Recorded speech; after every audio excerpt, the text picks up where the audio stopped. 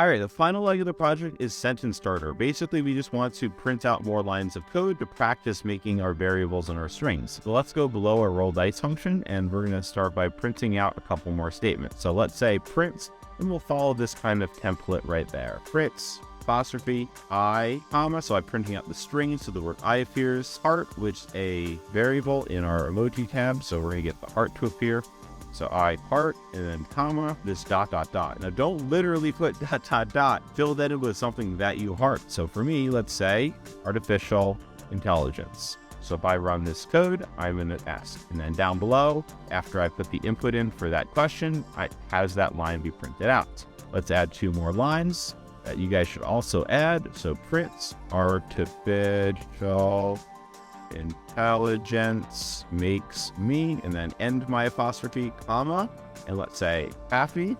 And I might also say happy and scared. Now, I don't think scared is a variable. So if I run that, I think I'm going to get an error, but let's see. Our dice should be 9. Oh, okay, so scared. I did earlier go in and add one. So if you don't have an emoji for scared, what you can do, go into your emoji library. You can type in what you want, like scared is equal to apostrophe, and then go and find that emoji. Just type in like emoji, and then you go find it, you highlight it, you copy it, and then you can go paste that right there between there. Scared, maybe I want scared to be 2 of them, so, or 3 of them.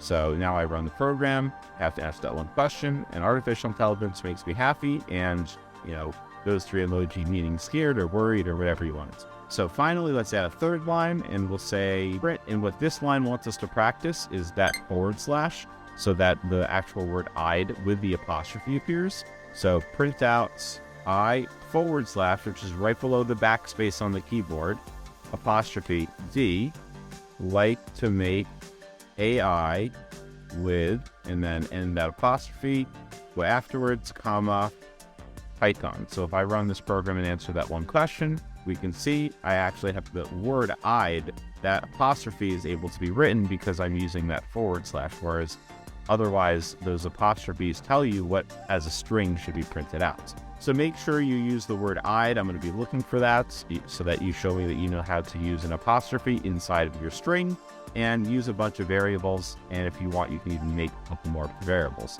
All right, what message would you like to send to a friend? Click on the emoji tab and look through them, and you can add stuff to your code. You can even add more variables to emoji, use Emojilist.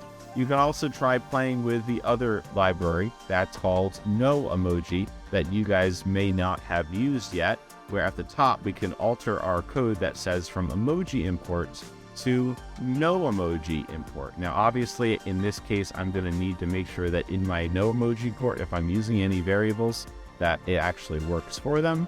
So I'm going to just run the code right now and see what pops. So this is the, welcome to Python. That's the NoEmoji for snake.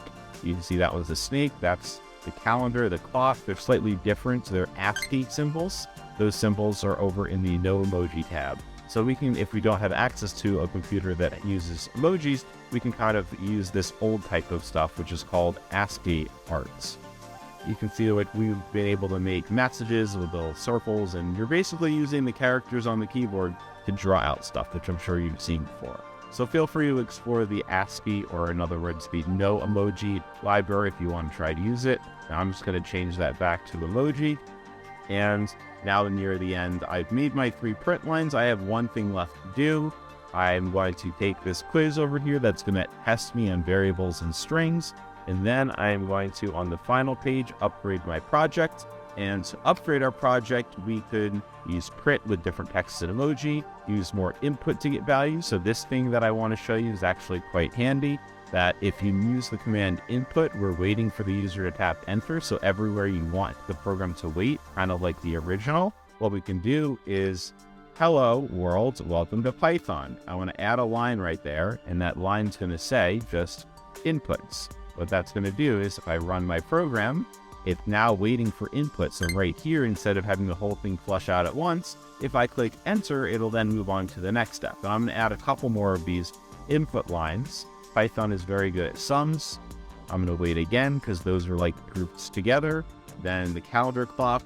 So after that, I'm going to wait again before the roll dice. So you'll see, and I want you to try adding these to your code, it's going to help break it up.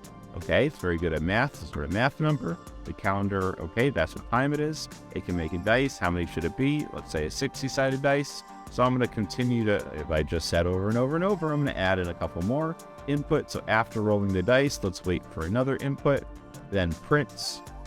We're going to put an input there. And then finally, we're going to add a function that's going to ask the user to do something. But just to run this so you can see, input. This one is a question. We have to actually respond and give it input. Okay, that's what we got. I love that. It makes me happy. And then I'd like to make a problem with that. Maybe we ask a question now down at the bottom. So what question should we ask it? It says, here's an example function that asks about hobbies. So maybe we make something like this. Let's make a function. So all our functions are always under function definitions here. So I'm going to go right below my define roll dice function, and I'm going to define a function called, instead of for me, hobbies, let's make mine say story of humans. So I want to tell the story of humans and ask some questions about that.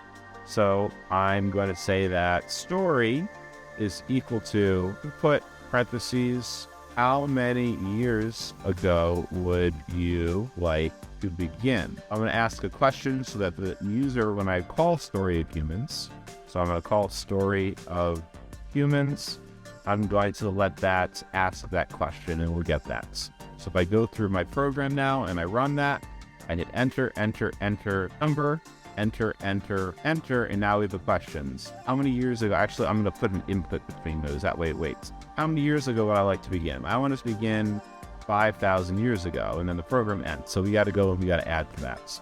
But I am going to add right below this line and put again. That way it breaks the program up a little bit more. Okay, so story of humans, let's continue building it under the definition. Take a moment, pause this video, go building your own whatever you want to make. Let's print out now. Prints, awesome, comma, let us start, comma, I want to use that number, so story, and then so whatever the user puts, awesome, let us start this number, comma, many years ago as a string. And then how many years ago? Let's say 5,000.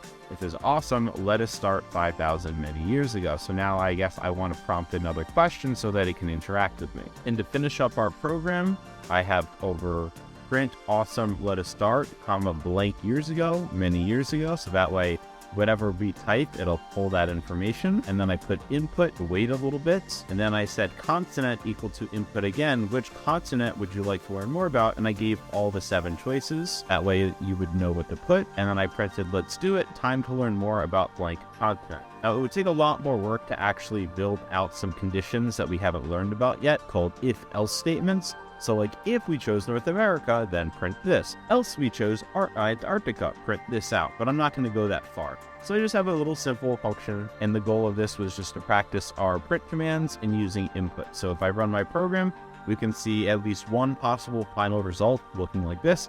Welcome to Python, very good at math. Time and date, add a dice. I want an 8-sided dice. I rolled a 5. I love artificial intelligence. Artificial intelligence makes me happy and scared. I'd like to make a Python project. Notice that we have the ID apostrophe. How many years ago would you like to begin? Let's do 10,000 years ago. Awesome. Let us start 10,000 many years ago. Again, waiting for input right here. Enter. Which concept would you like to learn more about? And then I'll say Africa, and then enter. Let's do it. Time to learn more about Africa. I actually want to add a little space between those 2 lines to say just prints, and then I want a blank space. That way at the very end, we have an extra line between. Enter, 9 sides, enter. I would like it to start 5,000 years ago. Awesome, let's start.